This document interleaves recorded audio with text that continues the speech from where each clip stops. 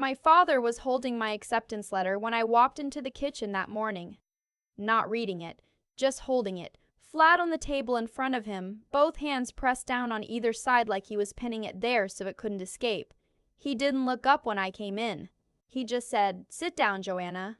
That was the first sign. He never called me by my full name unless something had already been decided. I sat. My mother was standing at the counter with her back to us, doing something with the coffee maker that didn't need doing. My younger brother was nowhere around, which meant he'd been told to disappear. My father finally looked up, and I remember thinking that his face had that particular stillness it got before a verdict.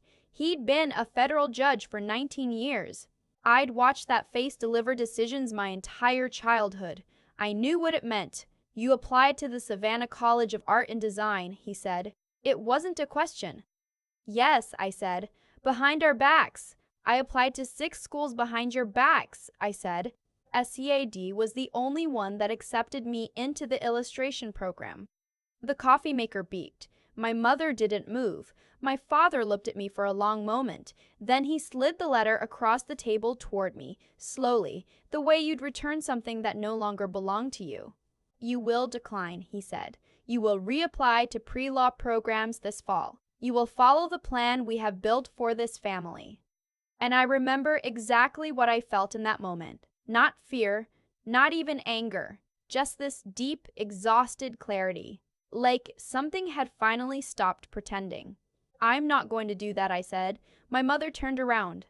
My father went very still. What happened next took about 4 minutes. My father said things I won't repeat here, not because they were so terrible, though some of them were, but because I've spent years learning not to carry his words in my body anymore, and I'm not going back. The short version is this. He told me that if I chose art over law, I was choosing to leave his house and his name and everything that came with it. He told me I was throwing away my future for a hobby. He told me I was an embarrassment. He told me to get out. I went upstairs. I packed one bag. I came back down, and he was still sitting at that table, and I walked past him to the front door, and my mother said, "Joanna, please," and I said, "I'll call you when I'm settled," and I left. I was 22 years old. I had $847 in my checking account, a full scholarship to SCAD, and absolutely no idea what I was doing. That was the best decision I ever made. Let me back up, because there are things you need to understand about my family to understand why any of this makes sense. My father, Judge Harold Whitmore, is the kind of man who treats every room he enters like a courtroom, not in a dramatic way. He's not loud, he doesn't perform. It's quieter than that. He simply organizes everything into 2 columns, acceptable and unacceptable. People, choices, careers, restaurants, the way you hold a fork. My entire childhood was a process of figuring out which column I was in that day. My mother went to Georgetown for political science, graduated top of her class, clerked for a federal circuit judge, and then married one. She doesn't practice law. She manages my father's life, their social calendar, the family reputation. She is intelligent and capable, and I think genuinely does not see what she gave up, because admitting it would cost too much. My brother got the memo early. He's 4 years younger than me, and by the time he was 14, he already spoke the language, debate team, mock trial, perfect grades, pre-law track at Georgetown. My father calls him focused. What he means is compliant. And then there was me. I drew obsessively from the time I was 4. My grandmother, my mother's mother, the one warm person in that entire family tree, used to save me paper bags from the grocery store, so I'd have something to draw on when I ran out of sketchbook pages. She was the only one who ever hung my work on her wall. My parents enrolled me in enrichment programs on weekends, debate, logic, writing, never art. Art was what I did in the margins of my other life. I was decent at school. I learned to work the system. Good grades, enough extracurriculars to look serious, enough performance of the right kind of ambition. But I was drawing the whole time. Sketchbooks hidden in my closet. Classes I took at the community center without telling anyone. Online courses I paid for with babysitting money. By the time I was a senior in high school, I had a portfolio that a SCAD admissions counselor would later describe as unusually mature for someone self-taught. I never showed it to my parents. SCAD was, there's no other word for it, freedom. I know that sounds like a cliche. Everyone says that about college, about leaving home, about discovering yourself. But I mean something more specific. I mean that for the first time in my life, I was in a room full of people who spoke the same language I did, who cared about the same things, who stayed up until 3 in the morning, not because they were cramming for a constitutional law exam, but because they were trying to figure out why a painting wasn't working. I lived in the cheapest housing on campus. I ate a lot of rice and beans and eggs. I worked weekends at a coffee shop near campus and spent every dollar I didn't need for rent on art supplies. My scholarship covered tuition but nothing else, and nothing else turned out to be a lot of things. My father did not call. My mother called twice in the first year. Once to tell me my grandmother had had a small health scare. She was fine. And once, around the holidays, to tell me there was always a place for me at the table if I came home. I didn't go home. I sent my grandmother a card with a drawing of her front porch in it, the one with the wind chimes she'd had since before I was born. She called me to say it made her cry in a good way. I graduated in 4 years with a BFA in illustration. I walked across that stage and looked out at the audience and found my grandmother's face. She'd driven 9 hours alone from Richmond to be there, and that was the only moment I cried. Here's the thing about building a career in illustration that nobody tells you clearly enough. It takes longer than you think, and it's weirder than you expect. And the way it finally comes together almost never looks like the way you planned. After graduation, I moved to Asheville, North Carolina, because it was affordable and had an arts community, and I knew 2 people there. I kept the coffee shop job, then traded it for a job at a print shop that at least gave me access to equipment. I did freelance work, book covers, editorial illustrations, small brand projects, for rates that I now find embarrassing to think about. I built a website. I posted work online consistently. I applied to galleries and got rejected by most of them. I had a piece accepted in a small group show. Then another, then a solo show at a gallery in Asheville that sold out completely, which shocked me more than anyone. I kept my head down. I kept working. I got better, slowly, in the way you only get better when you're doing the thing constantly and paying attention. What I didn't tell anyone was what was happening on the other side of my career. Around year 3, I started posting illustrations on Instagram. Nothing strategic, just work I was proud of.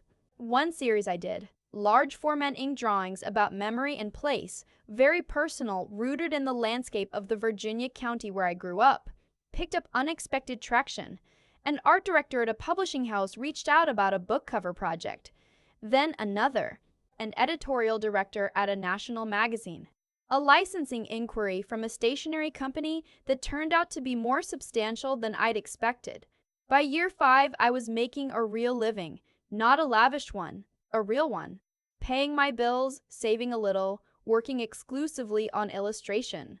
No coffee shop, no print shop. I also started working with a financial advisor that year because I'd grown up in a family where money was power, and I'd watched enough of that dynamic to know I never wanted to be financially vulnerable in the same way I'd been at 22. Her name was Caroline, and she was patient with me, and she helped me understand things about taxes and investment and long-term planning that nobody had ever bothered to teach me. Year 6 was when things changed in a way I still find hard to describe without sounding like I'm making it up. A gallery in New York. A serious gallery. Not one of the ones I'd been quietly submitting to for years, but one I'd considered genuinely out of reach. Reached out about a solo show. The show was titled after a phrase from one of my grandmother's letters. It was the most personal work I'd ever made. 28 pieces, all large format, all about inheritance and silence and what gets passed down through families whether anyone chooses it or not. The opening was on a Thursday in October. I wore my grandmother's earrings. I stood in that gallery and watched strangers stand in front of my work and feel things, and I thought, I made the right choice. Whatever comes next, I made the right choice. What came next was that the show sold out in 6 days. Every piece, A collector.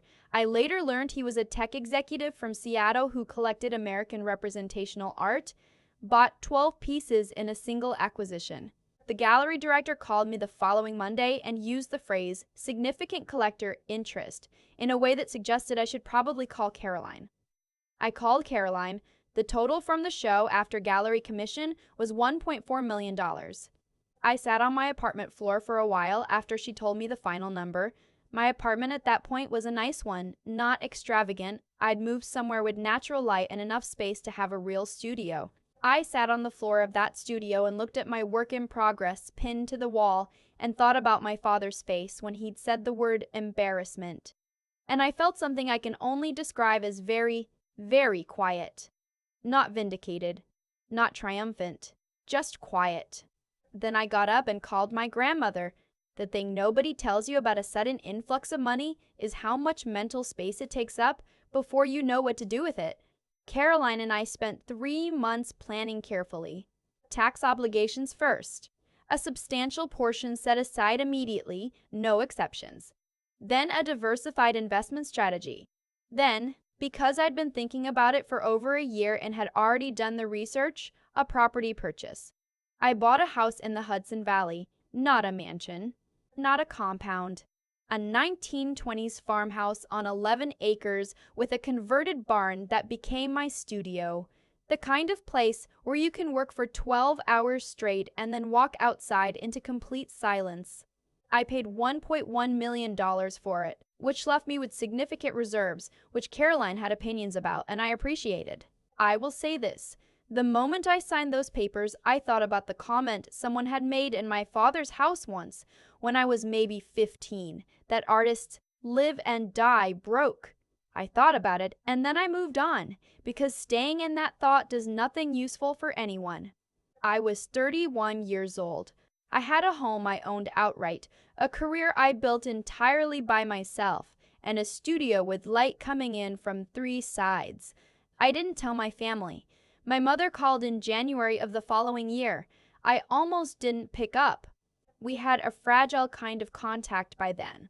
A few texts around the holidays, a call on my birthday that she made, and I answered. We were cordial. We were careful. We did not discuss my father, my work, or the morning I left. Your brother is in trouble, she said. Before I'd finished saying hello, I sat down. The story came out in pieces. My brother, who had done everything right, who had followed the plan, who had gone to Georgetown and then Georgetown Law and joined a firm and been exactly the son my father had envisioned, had made some financial decisions that weren't working out. A real estate investment that had gone badly, some debt he'd accumulated trying to keep the appearance of the lifestyle that came with being a young associate at a DC firm. He owed a significant amount of money and was behind on it, and there were consequences coming, and he needed help. My mother's voice was careful and controlled in that way. It got when she'd already decided how something was going to go and was managing the conversation toward that outcome. We were hoping you might be in a position to help, she said, and there it was. I looked out my window at the field behind the house. There was snow on the ground, and the light was the flat gray that upstate New York does in January. I looked at that field for a moment. How did you know I was in a position to help? I asked. A pause. The art world isn't as private as you might think. I see, Joanna. Her voice changed slightly. Not warmer exactly, but softer in a particular way that meant she was making an effort. You're his sister. I know I'm his sister, I said. I've always been his sister, I said. I've always been his sister. That wasn't something I got to stop being when I was told to leave. Silence. Mom, I said, where is Dad in this conversation? Another pause. Longer this time. He's having a hard time with this, she said. I imagine he is, I said. He's a federal judge whose son is in financial trouble. That's not a comfortable position for a man like him. Joanna, I'm going to be honest with you, I said, because I think we've spent a long time in this family not being honest with each other, and I'm tired of it. I'm not in a position to make this decision in this phone call. I'm going to think about it. I'll call you back. She said okay. She sounded surprised that I hadn't said yes or no. I hung up and sat with it for a while. Here's what I want to say about my brother, because it would be easy to cast this story in a way that makes him into a villain, and he isn't one. He called me himself 2 days after my mother did. Not at my mother's suggestion. I found out later she hadn't told him she'd already called me. He called because he'd spent a week working up to it and decided he had to do it himself. He said, "I don't have any right to ask you for anything." I said, "You can still ask." There was a long pause, and then he said, "I'm sorry, Joe, for not. I should have called before this. I should have kept in touch when you left. I didn't because Dad made it clear that was the choice he wanted the family to make, and I made it, and I've thought about it a lot since then, and I'm sorry." I believed him. I want to be clear about that. I believed him. We talked for almost 2 hours that day about what had happened when I left and what it had been like in the house after. About his marriage, which was under strain I hadn't known about. About the money situation, which he explained plainly and without trying to minimize it. He owed $340,000 across several obligations. The most pressing was $80,000 by the end of March. I asked him one question. If I help you, what changes? Not about us, I mean for you. What changes in how you're living? He didn't answer right away, which I appreciated. He thought about it. He said he'd already been in contact with a financial counselor. He said he and his wife were being real about what they could and couldn't afford. He said he wasn't asking me to bail him out of the same situation again. He was asking for time to get stable. I said I'd think about it. I thought about it for a week. I thought about the morning I left and the bag I packed and the $847 in my account. I thought about every year I'd worked without a safety net and what that had taught me and what it had cost me in ways I'm still sometimes accounting for. I thought about the fact that my brother had been handed a net I never had and had still fallen through it. I thought about my grandmother, who had died the previous spring, quietly in her own bed, at 83, and what she would say about all of this. I had a pretty clear sense of what she would say. She would say, "Help him if you can." She would also say, "Know what you're doing and why." I called my brother back. I told him I would help him with the $80,000. Not the rest. I told him clearly that the rest was his to work through and why, not to punish him, but because working through it himself was the only way he'd actually come out the other side with something more solid than borrowed time. I told him it was a gift, not a loan, because I didn't want money to be a power structure between us the way it had been in our family, and a loan would make it one. He cried. I'm not sure I've ever heard my brother cry before. He said, "Thank you," about 4 times and then apologized for saying it too many times, which made me almost laugh. I said, "You don't have to thank me. Just do the work." My father called 3 weeks later. He called from his cell phone, not the house line, which told me my mother didn't know he was calling. It was a Sunday evening. I almost didn't pick up that one either. "Joanna," he said. "Dad," I said.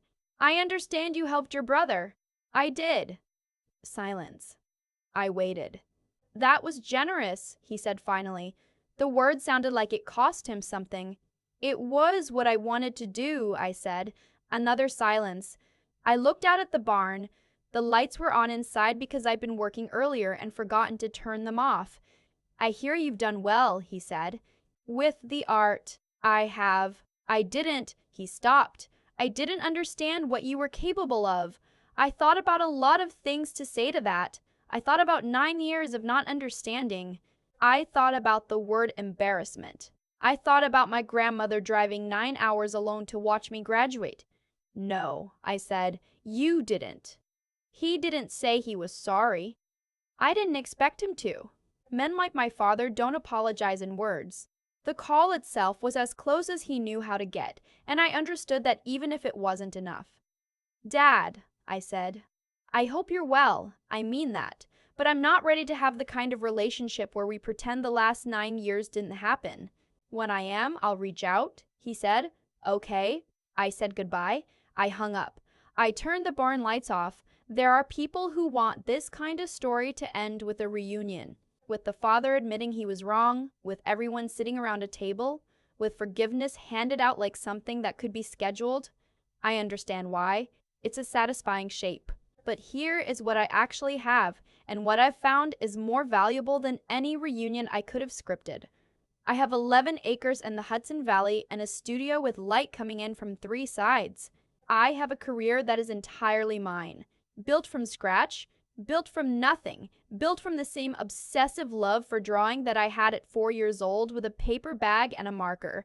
I have a brother who calls me now, not because he needs something, but because we're figuring out how to be siblings without our parents in the middle of it. I have my grandmother's earrings and a drawing of her porch and the memory of her voice on the phone telling me that a piece of paper I made her cry in a good way. I have a morning, every morning, where I wake up in a house I chose and I go to a studio I chose and I make work that I chose to make. And no one is standing at a table waiting to deliver a verdict on whether it's acceptable. I think about my father sometimes. I think about 19 years of watching him be certain, absolutely certain, that he knew the right shape for a life. I think about the particular blindness that comes from confusing authority with wisdom. I don't think he's a monster. He's a man who learned that control was how you kept the people you loved from being hurt, and he never learned anything different, and that's its own kind of tragedy. But it's not my tragedy to carry. Someone told me once, a professor at SCAD, one of those people who says things that take years to fully land, that the most radical act a person from a controlling family can perform is to simply live well, not loudly, not as a statement, just to live genuinely and fully and on their own terms, and to let that be enough. I think about that a lot. I'm living well. I'm letting it be enough. And most mornings, when the light comes in through the barn windows and I'm standing in front of something new that doesn't exist yet, I feel something I could only call peace. Not the absence of hard things. There are always hard things, but a steadiness underneath them, a sense that I am exactly where I chose to be. My father told me to get out. I did. That's the whole story. That's all of it. I've had a lot of time to think about cause and effect, not in any cosmic sense. I don't mean fate or signs from the universe or any of that. I mean the plain, unglamorous version, the choices people make, and what those choices quietly build or quietly destroy over years. My father made a choice when I was 22. He chose certainty over curiosity. He chose the life he'd mapped out over the person standing in front of him. And I think, if you'd asked him that morning, he would have said he was protecting something, his family's reputation, my future. Some idea of what a good life was supposed to look like. He wasn't acting from cruelty. He was acting from a script he'd been handed and never once questioned. That's not an excuse, but it's the truth, and I found that the truth is more useful to me than a villain. What Harold couldn't have known, what controlling people almost never see coming, is that removing your safety net from someone doesn't break them. Sometimes it just shows them what they're actually made of. I left that house with $847 and a scholarship and a portfolio I'd built in secret, and every single dollar I've made since then has come from the thing he told me was worthless. There's a kind of quiet justice in that, not a dramatic one. Just the ordinary justice of time passing and effort compounding, and a person turning out to be more than someone else's assessment of them. I think about the 9 years between that morning and the phone call from my mother asking for help. 9 years of building. 9 years of my family assuming, I think, that I was struggling, that I'd come back eventually, humbled and ready to fall in line. And instead, I was in Asheville, then in the Hudson Valley, working 12-hour days in a barn with light coming in from 3 sides, making something real. The gap between what they assumed and what was actually happening is something I find almost funny now. Almost. What I know is this: integrity compounds the same way debt does. Every time I stayed honest about what I wanted, every time I chose the harder thing that was actually mine over the easier thing that belonged to someone else's vision, it built something. Not quickly, not dramatically, slowly, the way real things build. And every time my father chose rigidity over relationship, that compounded too. By the time he called me on a Sunday evening, Barely able to say the word generous, 19 years of judicial certainty had left him standing in a room where his daughter was a stranger and his son was in debt, and the plan had not worked out the way plans rarely do. I helped my brother because I chose to, not because I owed him. That distinction matters more than it might seem. When you help someone from a place of genuine choice, rather than guilt or obligation, it changes what the help actually is. It's not a transaction. It's just a decision made freely by a person who has enough and wants to use some of it well. I learned that from Caroline, a little. I learned it more from watching what transactions dressed up as love had done to my own family. The thing I want to say, if any of this is useful to anyone, the life you want does not need anyone's permission to be real. It needs your work, your honesty, and enough stubbornness to keep going on the days when none of it feels worth it. That's it. That's the whole list. My father thought his permission was the thing standing between me and failure. It turned out his absence was the thing that made space for everything I actually became. I wake up in the Hudson Valley now. I go to my studio. The light comes in. I make work that is mine. That's enough. That has always been enough.